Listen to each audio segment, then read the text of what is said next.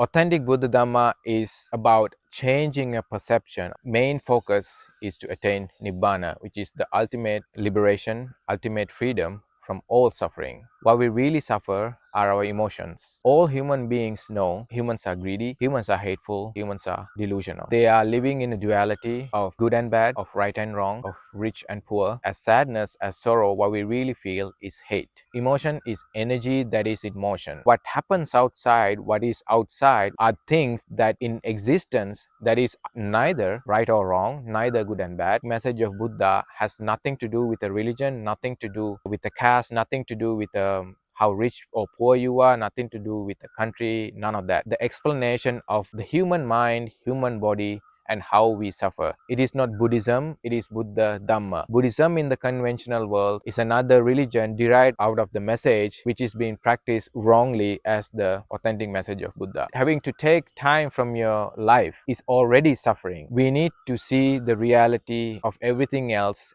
as it is. We pray, we chant in front of bricks, sand, cement, paint, and all the other material things. What we really do is we deceive ourselves by going to these places, doing things, using our body. We suffer to do these things. Everything in existence are a characteristic. You have your own characteristic. I have my own characteristic. A dog has a dog characteristic. Tree has its own characteristic. The rock has its own characteristic. The sun has its own characteristic. The moon has its own. Most of the time, what we are practiced to believe, what we are practiced to see, what we are practiced to actually being taught is that the external world is bad. External world is evil, external world is suffering, so you create your sufferer. All suffering, all of your suffering is created only by you within yourself. Aibuan, Swapatwewa to all. What is suffering and how to end suffering? And what does Buddha Dhamma has to do with suffering and how to eradicate suffering and that we need to end suffering? Does the world practice the authentic Buddha Dhamma today, or is it just another form of religion? People go to places, to temples, to worship, to offer flowers and offerings, recite scriptures, chant, and meditate. But is the authentic message of Buddha is what we are practicing today?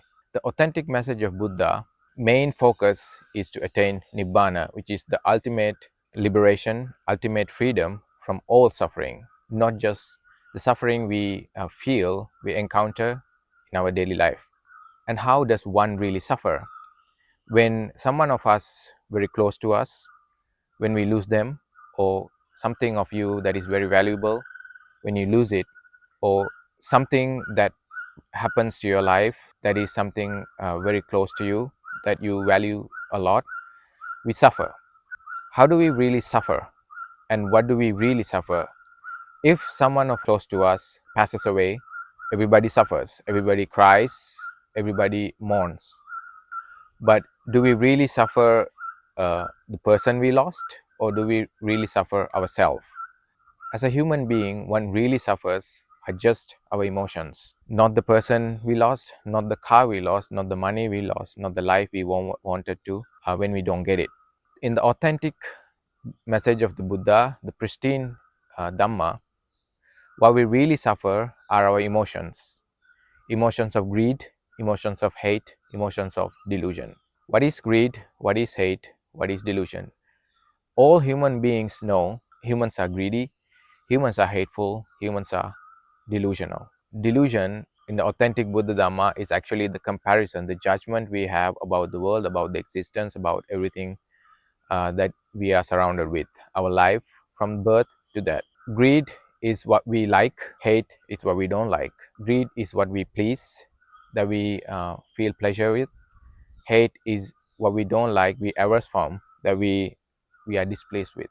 When a human being is born, they are living in a duality of good and bad, of right and wrong, low and high, of rich and poor, in a duality.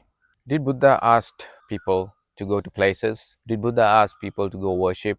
Did Buddha ask people to offer things so they can be liberated, so they can end suffering, so they can feel peaceful? In the authentic message of Buddha, what he explains that we suffer are our emotions. Emotions of greed, emotions of hate, emotions of delusion.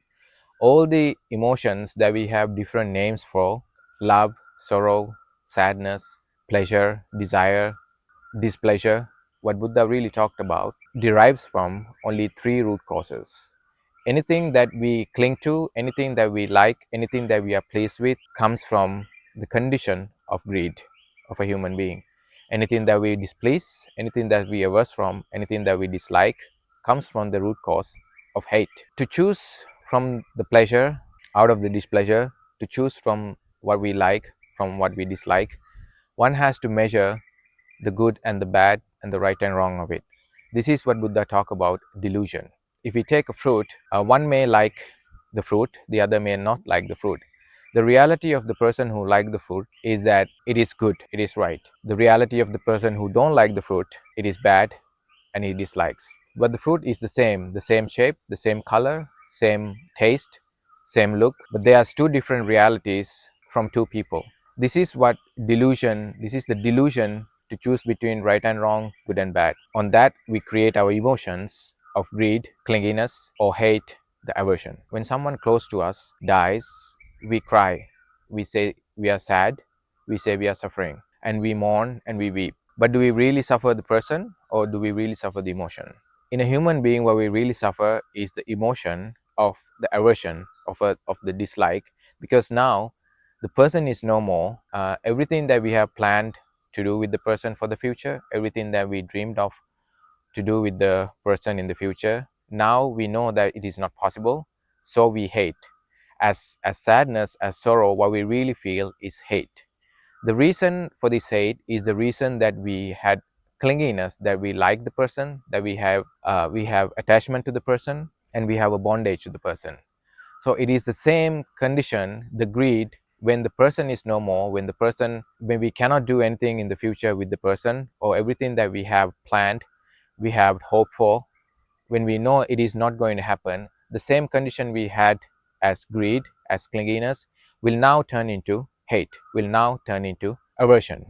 In Buddha Dhamma, this is called, greed is called lobha or raga, hate is called vaira or dvesha. Dvesha means the second nature of what we have clinged. Second nature of greed is hate. Everything that we hate are only the things we have has clinginess, the things have we have bondage, the things we were pleased before.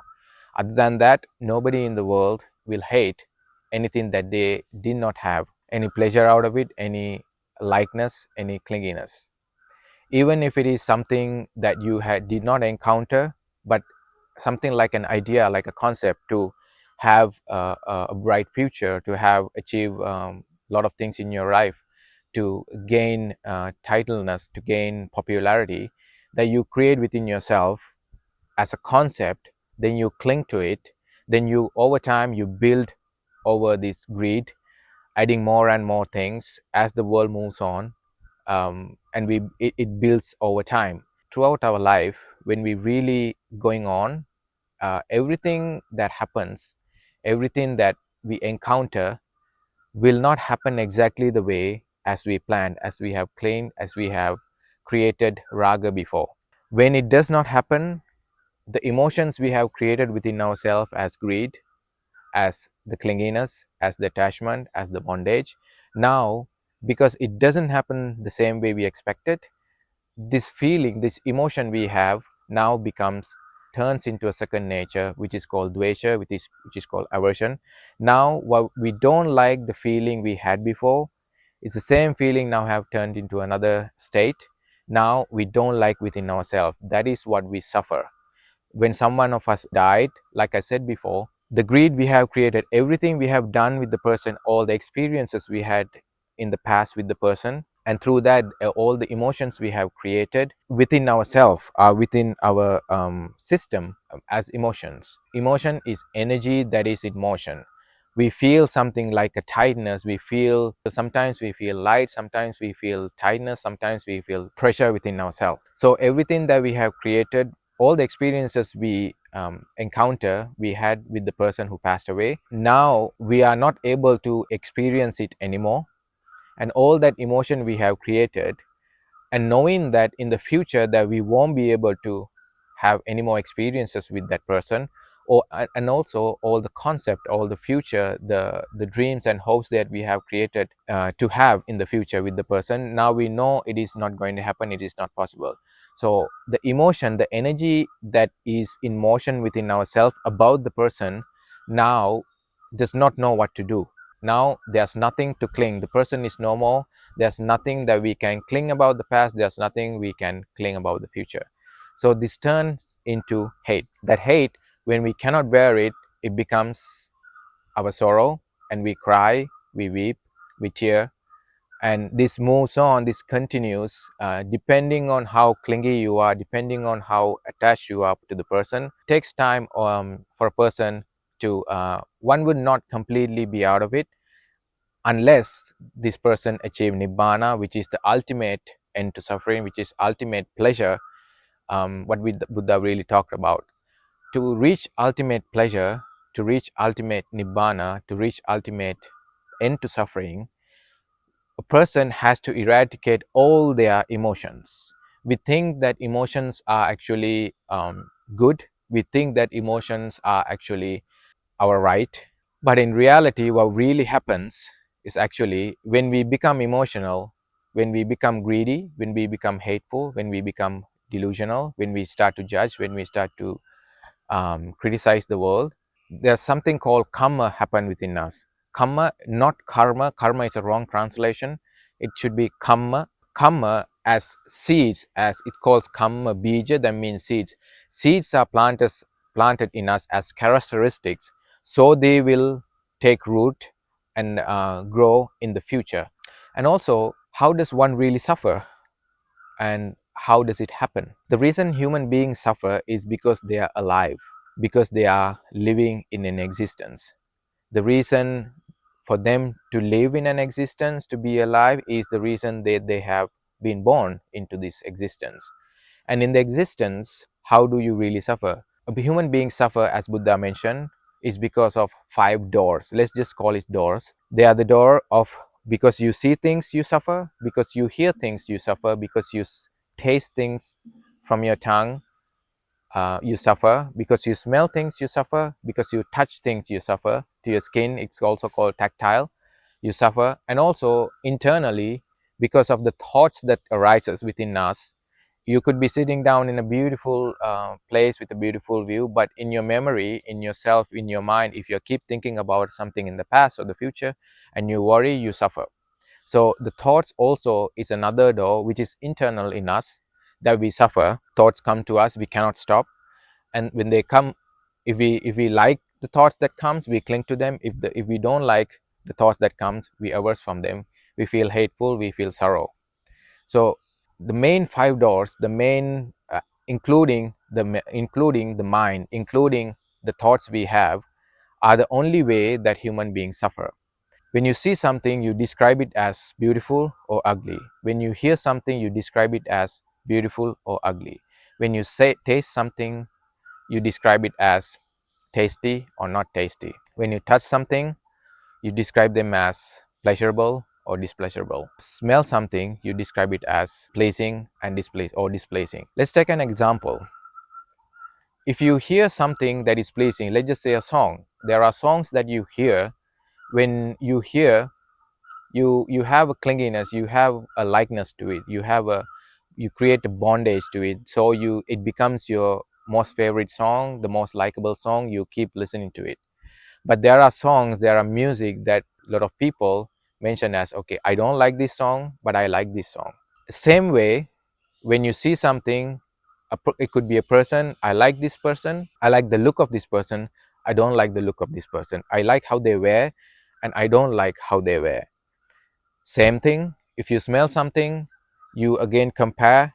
I like this smell, I don't like this smell. Same way, you like food, you dislike food. I like this food, taste of this food, I don't like the taste of this food. Same way, when you touch something, as an example, we like to feel very comfortable things to ourselves in our skin, like sitting on a comfortable sofa, or living in a comfortable house, or driving a very comfortable car. If it is the opposite, because the comfort level is less, we feel hateful. Also, when you touch something, some things when you touch, it feels soft, it feels light, we feel pleasure. But if you touch something like fire, you know it is going to suffer.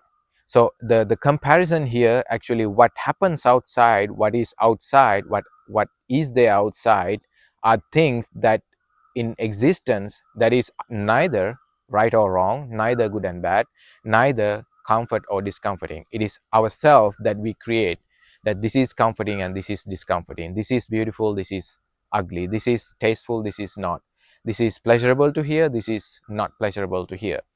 So the comparison is what Buddha talked about. It is called delusion, is what, that we are in delusion, that we compare everything in the world, in existence.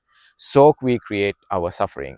Delusion is the delusion is the root cause that is really grounded in us, that even if I'm able to see that I'm greedy, even if I'm able to see that I'm hateful, delusion is something that it is very hard for people to understand, very hard for people to digest, very hard for people to recognize that actually it is my own delusion that make me greedy, make me hateful.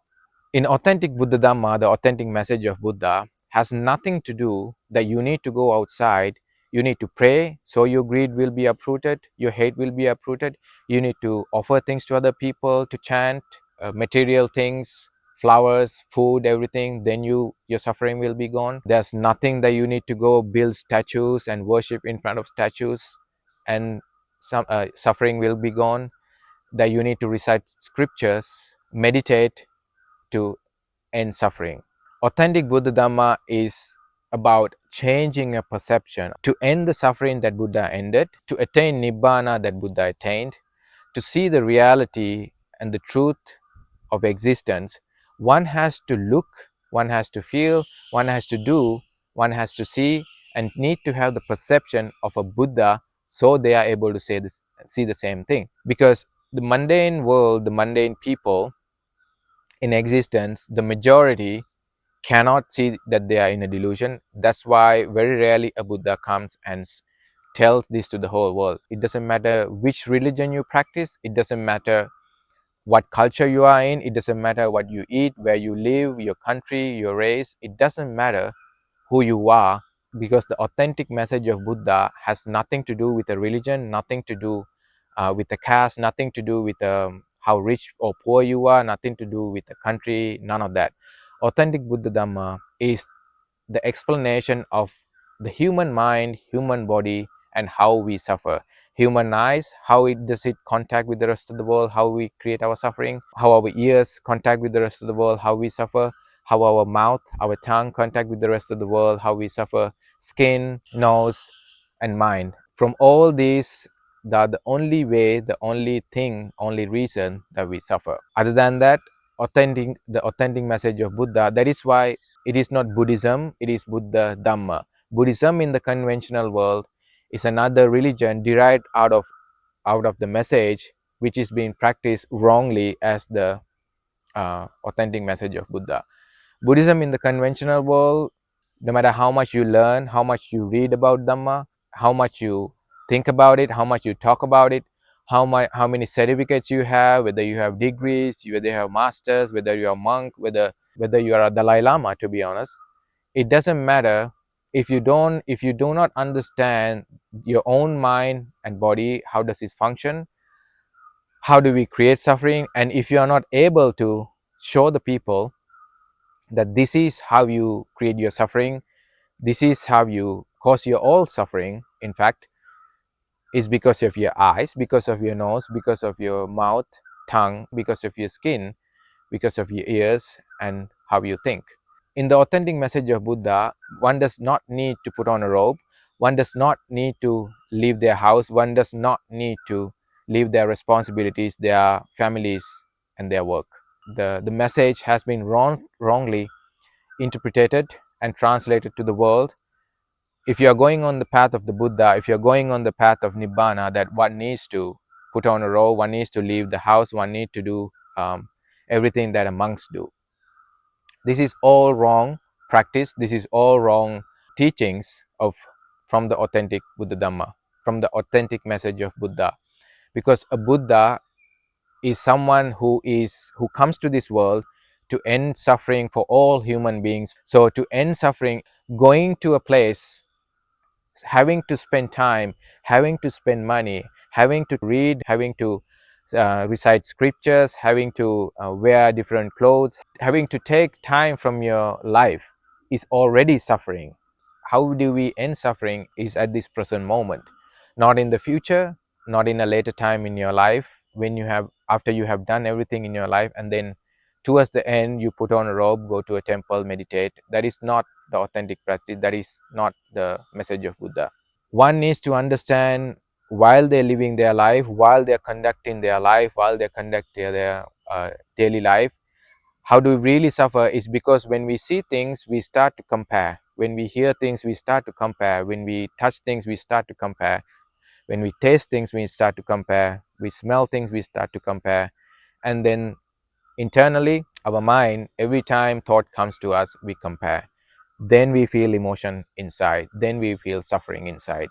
Greed is also suffering. Hate is also suffering. We suffer as hate is the greed that we have created, like I said before.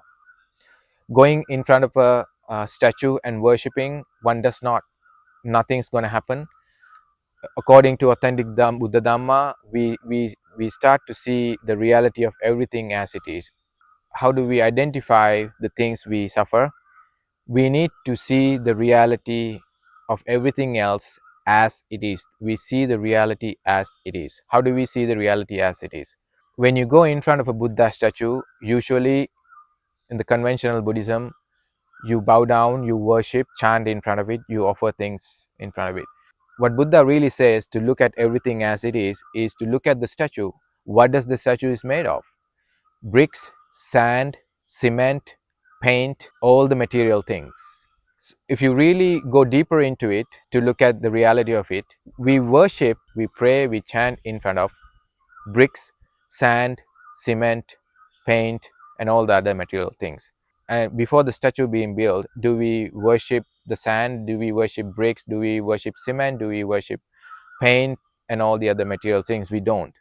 Once you put these things together and you create and you paint and you create an image of a Buddha that we think is the image of Buddha, which is also a wrong practice, because different countries have different ways of different Buddha statues, different looks, different ways that they create Buddha. This is all wrong practice. So in the case of the statue, if you really look at the statue, just by going in front of a statue which is made out of, again, seeing the reality as it is, bricks, sand, cement, paint, all these things, etc., put again together by human beings again, what does really happen? What do you expect out of it? A statue, can you give freedom to yourself? In the authentic Dhamma, to see the reality of the world, to see the reality of existence, material has to be dissembled. Also, when you recite scriptures, also when you chant, what does really happen? We are making a sound through our mouth, and then we expect something to happen. We light up candles and do offerings. What does really happen? We think something's going to happen. We tend to feel, we within ourselves, we force ourselves to be calm, we force ourselves to be peaceful, but as soon as we come out, we are going back to the same lifestyle again. We are being greedy towards the things, we are being hateful towards things, so nothing's going to happen. What we really do is we deceive ourselves by going to these places, doing things, using our body. We suffer to do these things. The authentic message of Buddha is about changing perception, is about changing how you see the reality of the world. Once you change how you see the reality of the world, you start to feel different within yourself. You start to not be emotional about things. You start to have lesser attachment to things. You start to feel lesser hate for the things. That means you don't create the characteristic of greed, you don't create the characteristic of hate, you don't create the characteristic of delusion. What we really suffer, again, emotions, energy in motions, these are built over time as our character. Everything in existence are a characteristic. You have your own characteristic, the way you talk, the way you think, the way your reality is to you, the way you communicate. I have my own characteristic, the way I talk, the way I see, the way I explain myself, the way I think the world should be. A dog has a dog characteristic, a tree has its own characteristic, how it grows, how the flowers come, how the fruits come, and how it dies. The rock has its own characteristic, how everything, the color, the shape, the taste, all these things. Sea has its own characteristic, the sun has its own characteristic, the moon has its own characteristic. So in existence, in the whole universe, let's just say, in existence, what really are there, what Buddha really talk about are characteristics. In us, the characteristics, what we really have is greed, is hate, is delusion. We use greed and illusion, so becomes our character. We become the person who we are. We become ourselves, how we deal with the rest of the world. We are suffering our own characteristic. Most of the time, what we are practiced to believe, what we are practiced to see, what we are practiced to actually being taught is that the external world is bad, external world is evil, external world is suffering. So you create your sufferer, which is totally wrong, which is not the practice of authentic Dhamma. That is the practice of religion, that is the practice of belief systems, that is the practice of dogmas and theories. But Buddha Dhamma is to see the reality of the world, how everything happens, how your mind and body works, how does it relate to the rest of the world, how does it communicate with the other person, how does it communicate with the rest of the world, and how do we create our own suffering. According to the Buddha Dhamma, all of your suffering is created only by you within yourself. The rest of the world, outside world, does not have anything to do with it. The rest of the world, outside world, even if someone comes in front of me right now and start to scream at me, start to scold at me and being hateful, it is, if I feel hate, if I create my own suffering, it is not the person. It is just an incident outside of my own mind and body. It is just another person with using their own mind and body explain the reality of themselves, how they feel about me or how they feel about the situation. What really happens in this situation is actually outside, is another incident that is happening. If I see two people are fighting when I'm walking on the street, it is actually usually what we feel. We are feel fearful. We are trained to feel hate. We are trained to feel fearful. We are trained to judge it is a bad thing in the world, in existence. But what really happen, it's another incident that is happening outside from my own mind and body. According to Dhamma, there's a reason for that to happen. There's a reason those people are fighting. We will talk later as we move along about samsara, because if all the encounters that we have with anybody in our life is due to the reasons we have created in the past. This is why in Buddha Dhamma it is called causality, cause, reason, and the cause. Hetu pala, it's called Hetu pala Dhamma. Hetu are reasons, pala are the causes, that are the fruits that are we're gonna bear. In Dhamma, there's a way, there's a path to completely liberate from uh, from all suffering, but it has been hidden from the world for a long time. It has been practiced wrongly, it has been explained wrongly through misinterpretations of from the authentic Dhamma. The authentic path is path of the Arya. That means Arya. Riya means ongoing. Riya means moving on, which is existence. Arya means the person, you are ending the existence, you are ending the ongoing, you are ending, continuing to move on the existence. So that is a person who we call Arya. Anybody who is on the path to Arya is, we call them a Buddhist.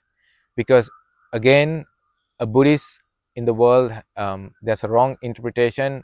A Buddhist, people think a Buddhist means the person who goes to temple, the person who meets monks, person who chants, person who recites, person who do offerings and do everything as another religion, as the Buddhism say in the world, or maybe wear white clothes, goes to places. In the authentic message of Buddha, what Buddha said, a Buddhist is a person who uproot their own greed, hate, delusion. Is a person who is ongoing while they are living, a person who is uprooting their greed, the person who is uprooting their hate, the person who is uprooting their delusion. Because to attain Nibbana, the ultimate liberation, one has to completely eradicate, one has to completely uproot their greed, the emotion, their hate, the emotion, their delusion, the emotion. Unless one completely uproot, one cannot end suffering completely. You may follow many religions, you may follow many theories, dogmas, and practices, and follow many gods, but all those are belief systems, all those are beliefs that we are clingy to. We are, again, the thing is, we suffer because of the religion, because we are attached to beliefs, we are attached, we are clingy to beliefs, we are clingy to gods, we are clingy to statues, we are clingy to ideas, we are clingy to concepts, we are clingy to priests, we are clingy to clothes. When we are clingy, we are so attached to our religion. The reason is, if there's a truth, if there's a reality to this existence, it has to be the same for every single human being on this planet. It cannot be different for different people, different countries, different people. Having many religions means every religion has its own belief things, which is not the reality of the world, which is not the truth of the world. Religions are belief systems that you want because you want to continue in the existence. In the religion, you practice these things very temporarily out of your life, while you are enjoying all the other pleasures, while you are hating all the other people, while you are comparing, criticizing the world. Sometimes you take time out of it to feel peaceful. You go to a place, you chant and do all these things. That is the religion. Same way, the conventional Buddhism is the same as religion.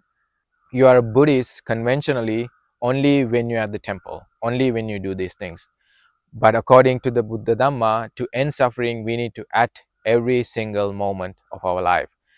Every single time when you feel greedy, you start to see the reality of it and then eradicate the greed within yourself, the emotion. Every time you feel hateful, you eradicate the emotion within yourself, the hate within yourself. Every time you start to compare, you quickly identify, I'm actually comparing the world, which I should not. Every time when you compare the world, it's about changing your perception to quickly identify that you are actually comparing, now that you're comparing the world. When you keep practicing this, when you keep the practice of uprooting your emotions, uprooting your greed, uprooting your hate, uprooting your delusion, it becomes your character. Because earlier, what we really practice as our characteristic is to build, is to accumulate more greed, accumulate more hate, accumulate more delusion. Now, what we really do in the authentic path of Buddha Dhamma is to eradicate one by one, so that becomes your characteristic, that becomes your quality. Because Buddha is a quality, it's not a person, it's not a robe, it's not a body, it's not an identity. Buddha is a quality within yourself, to see the reality as itself, to identify the truth as itself, and to eradicate delusion within yourself, so you don't feel suffer. That is your quality, that is your characteristic going on in life. When you keep building the characteristic within yourself, you start to feel lighter, you start to not worry about the world, you start to see the reality of things as it is. Then you are able to see, as human beings in existence, what we are really doing in the world. Everything that we think important, everything that we think is what we need to do, you are able to see we are doing out of delusion, we are doing out of ignorance about the reality of the world. This is why Buddha Dhamma is different from Buddhism, the conventional Buddhism that we practice today, which you will never be able to attain Nibbana, or you will never be able to attain complete liberation or peace. Only if you get the understanding of the authentic Buddha Dhamma within yourself, how your own mind, how your own body process, it works, how it communicates with the world, then you are able to eradicate the suffering which you create again through your eyes, through your ears, through your nose, through your tongue, through your skin, and how your thoughts work. If you can understand how they work, then you are able to see the reality, how they process when you are in contact. And then at the same time, immediately in the same moment, when you start to feel suffering, you are able to uproot your suffering so you feel completely liberated at the present moment, completely liberated and peaceful in the moment. That is how you become, that is how you be in the present moment. We keep talking about in spirituality to be in the present moment. It is completely be receptive to the present moment and see the reality as itself, without judging, without being clingy, without being hateful. Even if you're looking at a beautiful scenery, if you say it is beautiful and if you start to feel emotions, that means you are being greedy at that time for what you are seeing, for what your eyes perceive. That is an emotion that you create within yourself as a beautiful scenery, as a beautiful picture. Because in reality, even if you really look at the reality of the scenery itself, what do you really see? Maybe the sky, maybe the trees, maybe the water, maybe a sea, maybe mountains. Every time if you are able to break down the reality, when you look at things, when you see, you are able to see actually there is nothing that I am able to, that I should cling, or there's nothing that I should be averse from. It is just what it is. It is just something in existence, and my existence should not affect because of the rest of the world. Authentic Buddha Dhamma is vastly different from the Buddhist practice today. We will talk more about how does it change and how to completely eradicate suffering, because there is a way, there is a path to completely end suffering for any human being on this planet. This is the beginning of a series of talks and discussions to explain to you about the authentic, pristine path of Buddha Dhamma, the authentic message of Buddha, so you are able to eradicate suffering, so you are able to understand a lot more about the world, the reality, the truth, the world we live in. I will explain more in the next videos as we move along how to identify the authentic Dhamma and the religion we practice as Buddhism today. Until next time, Supatveva to all, may you be healed. Aiboan.